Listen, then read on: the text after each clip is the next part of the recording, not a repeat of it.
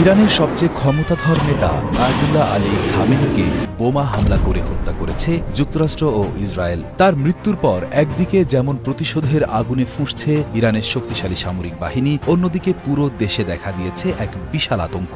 এখন কে চালাবে ৯ কোটি মানুষের এই বিশাল দেশ? খামেনির এই শূন্যস্থানে ইরান কি নতুন কোনো আলোর মুখ দেখবে, নাকি ডুবে যাবে ভয়ঙ্কর এক গৃহযুদ্ধের অন্ধকারে?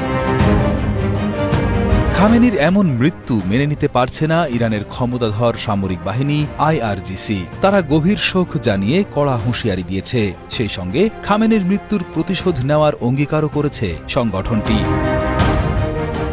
খামেনির মৃত্যুর পর সবচেয়ে বড় চিন্তার বিষয় হল তার জায়গায় এখন কে আসবেন। ইরানের মতো এত বড় একটি দেশে আকাশ থেকে বোমা ফেলেই সরকার বদলে দেওয়া খুব কঠিন। সাদ্দাম হোসেনকে ক্ষমতা থেকে সরাতে আমেরিকাকে ইরাকে সৈন্য পাঠাতে হয়েছিল, যার পরিণতি মোটেও ভালো হয়নি। বিশেষজ্ঞরা বলছেন, এখন যদি ইরানের বর্তমান সরকার ভেঙেও পড়ে, ক্ষমতা নেওয়ার মতো ভালো কোনো দল সেখানে নেই। ফলে ক্ষমতা দখলের লোভে দেশের ভেতরেই গৃহযুদ্ধ শুরু হয়ে যেতে পারে।